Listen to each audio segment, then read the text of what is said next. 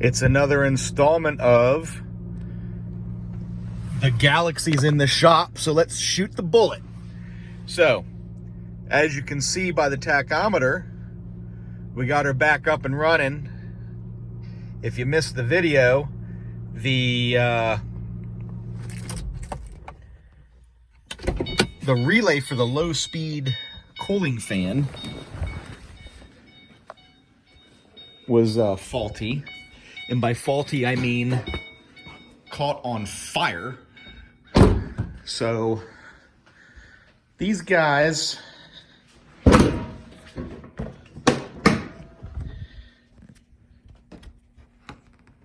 have a little bit of an issue with the cooling fan and the subsequent cooling fan relay, which is in here. I shot the video earlier of what the damage actually looks like. So there's all sorts of fixes online. My favorite is just rewire another relay into it, run the trigger for it, into the cockpit, and install, oops, I locked it. And we'll install a toggle switch underneath the dash. And we're gonna use the toggle switch when the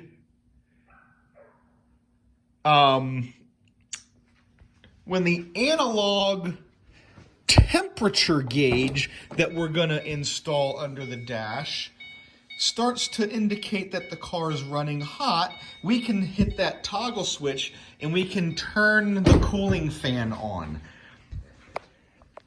Are you all out of your damn minds? I mean, I get it. You're trying to save a buck. We're going to get into that. But, you know, a Mustang GT, it's a nice car.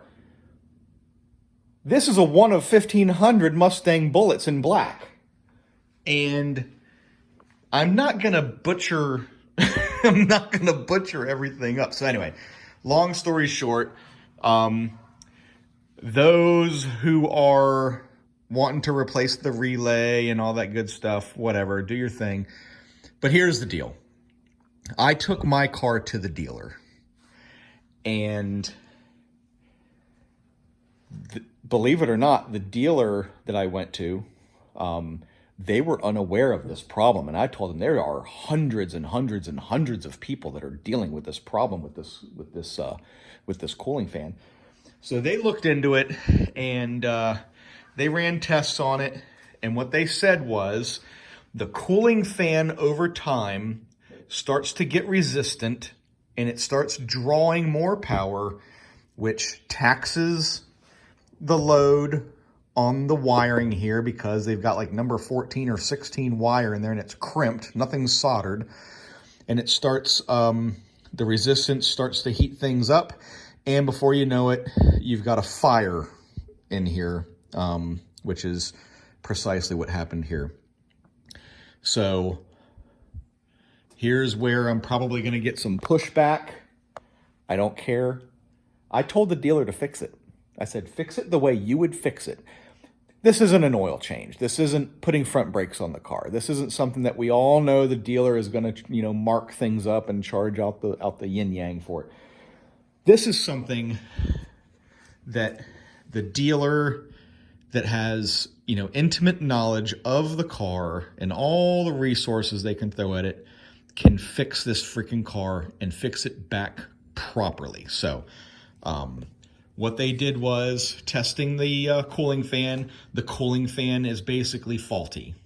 Okay, it kind of works, but it's not going to work with the system that they've got. So we put a new cooling fan in it.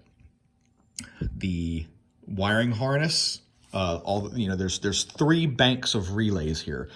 The cooling fan is on this middle bank. This is an 08. They don't make the stuff for it anymore. Okay. My dealer went to a salvage yard and pulled an entire wiring harness out of a Mustang GT and replaced the entire wiring harness in this vehicle.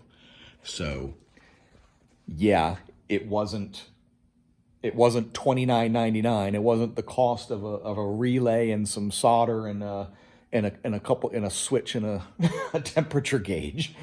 It was expensive. It was very expensive, but that's what has to be done. In my opinion, if you want your car to run right, you got to, if anything, consider the resale value of it. You can't have wires and, funny looking gauges sticking out of an '08 car. There's no reason for it. Everything needs to be neat and tidy and solid. So I'm going to title this and, put it in the description exactly what this is. And I'll probably get some looks because other people are running into it. And, this is my recommendation. This car runs flawlessly. I mean, it runs 150,000 miles, runs like a bat out of hell, and it's right back to running the way it should. So that's my recommendation. If you're having that problem, it does not go away. A couple times I replaced the fuse, but this is before I really knew what was going on. I replaced that 40 amp fuse that was in here. Realized that wasn't the issue, looked online, connected the dots and figured out what the problem was.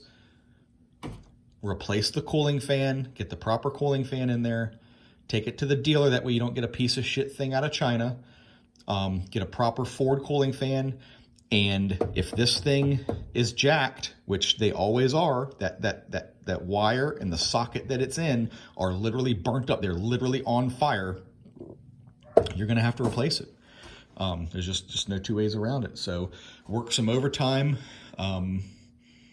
get some money in the bank, and do it right, is my opinion. Otherwise, all you're doing is putting a Band-Aid on it.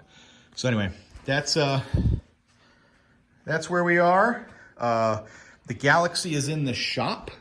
The Galaxy is having some really cool things done to it. Now I say that and people are like, oh, what? Like supercharger? No, it's it has to do with the exhaust. It's really kind of cool. I've been saving up for it, and again, doing something proper to fix something that was done as a Band-Aid earlier. That's where it's going to be. Should be ready this week, and I'll do a follow-up video there. Until then, I hope you all have a great week, and we'll see you next time.